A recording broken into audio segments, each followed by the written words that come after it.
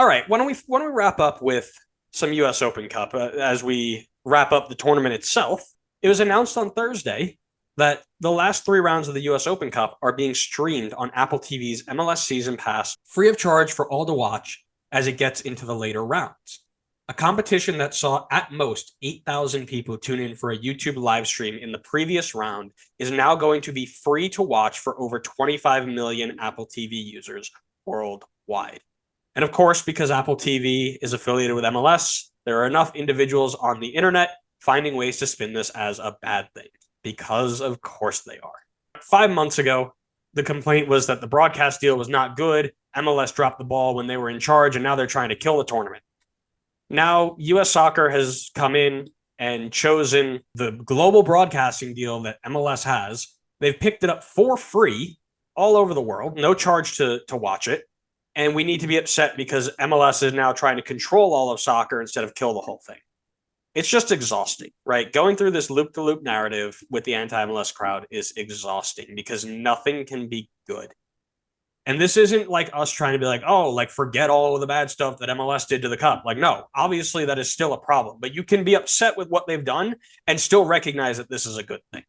Yeah, I mean, I think about it in a similar way of Messi coming to MLS. It's getting people's eyes on stuff that they normally wouldn't watch. So a lot of people might be subscribed to the MLS season pass or the Apple subscription because they follow MLS and they don't really follow USL. They may not be really familiar with it and the teams and the players and whatnot.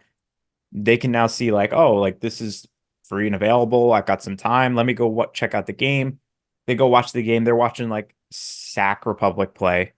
I forget who they're playing against, but I know they're in the quarterfinal matchups. They go watch Sac Republic looks really good. There's some exciting players out there. Now all of a sudden you've got some guys to follow. It's the same thing as like I know you've mentioned this on past episodes. It's like the people who followed Messi to watch MLS because Messi is there have now started to look into players that have been performing well. I know you mentioned, I remember specifically you mentioned someone who was I think a Barcelona fan, followed Messi over to MLS and was like, hey, this Hani Mukhtar guy is really cool. Like he's a good player. I can see the exact same thing happening here. It's more eyes on the cup. I can't see why it's a bad thing. I think people are just complaining because it has the MLS name on it. Right. And I think, the first thing that was coming back is like, oh, well, why are they getting, rewarded for doing nothing for 20 years to promote it and then trying to pull out from it? And now they're getting all the eyes on MLS season pass. They're not making money off of it, first of all, because it's free to, they're not making you buy MLS season pass to do it. All it is a place for it to be there. People were talking about Apple TV to be the producer of the thing anyway. This is probably just a test run to see if it's worth it, right? No one disagrees that MLS didn't do enough when they were in charge of marketing. Like that's always the first thing that comes back is like, oh, well, people don't watch the cup because it's MLS's fault because they were in charge of marketing it and they never did it correct. Like that is a fact. Nobody's disagreeing with that. Nobody's disagreeing that them pulling their teams and trying to hide behind this shady idea of like schedule congestion isn't garbage. Like we've said that multiple times. Like that is a garbage excuse. We understand it was for money and exposure and whatever. You can still be upset with all of that and recognize that this is a good thing. And the fact that the tournament that is claimed to be loved by everybody and more important than anything else in the country for the soccer state, and I'm using you loosely, right? It's now on a major broadcaster being shown for free in front of millions of people, whether they've subscribed to MLS Season Pass or not.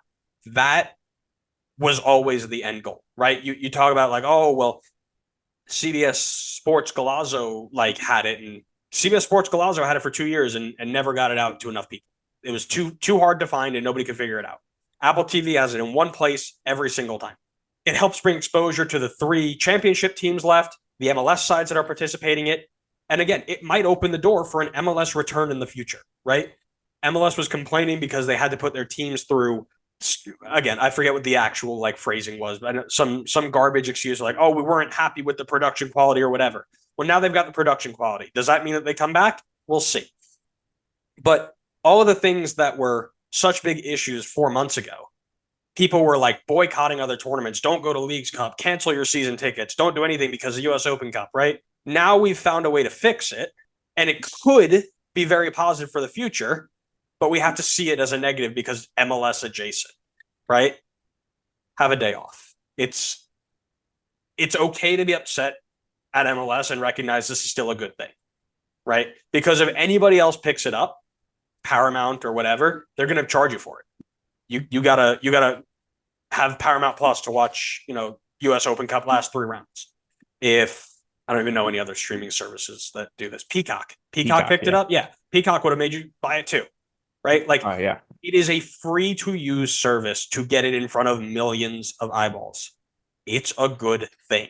yeah. Not to mention, like you mentioned before with CBS Sports Golazo when they had it, that was a different streaming service than what was MLS was being shown on. Versus here, like Apple is what people who follow MLS watch every week. They know exactly where to find it, how to find it. It's going to be very easy for them to access if they're interested in watching. You don't have to go download an extra app. You don't have to go to like some new website and click around and try to find it, because I feel like in the past, finding US Open Cup streams, even this late into the tournament, was difficult. And it just couldn't be any easier. And now you can get new eyes on lower league teams and potentially even get new fans, new people following. Like, it's got millions of people watching it. Not every one of those 40 million is going to tune into the cup, right? Enough people will to make it better than the YouTube streams of 8,000 people watching it with the 2,000 people in the stands, right? Like, it is a better layout. That's not absolving MLS for anything that they've done, right? That does not give them a free pass. So we mentioned before that it may just invite MLS back to the table. And that's not saying that they get all of their past things wiped. Like, that's still a bad stain on them, right? But if it brings it back to the table, it makes the cup better. And if it brings it back to the table, that means that you're probably going to get more time streaming with it. The real reason they left, money and broadcasting, right? We've been through that. Apple is state-of-the-art broadcasting, and they can definitely find the money to make it worth MLS's while to broadcast this thing. They can probably kick more money into the prize pool to make people care about it more. There's so much more that they can do with this because they're invested with MLS.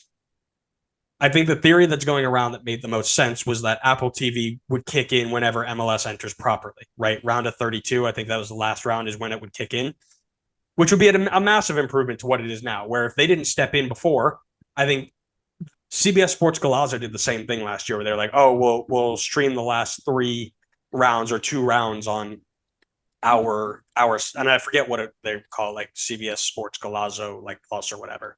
But the idea that if you keep them around, it's a massive improvement, right? It is getting from 8,000 people on a YouTube stream to potentially millions of people, which is way better than it was before, because a lot of people have Apple TV. It's just a fact, right? And here's the thing: if you can find a way to keep MLS Next Pro sides in it and convince Apple that, because I believe that they show MLS Next Pro on Apple TV.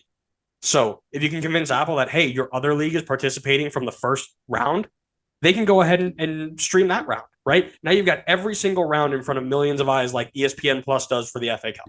It's better. It is a step forward, or at least it gives a brighter future to the step forward than what it was before. We were just watching it on YouTube, right? And I watched a lot of games, and they were good. They were fine.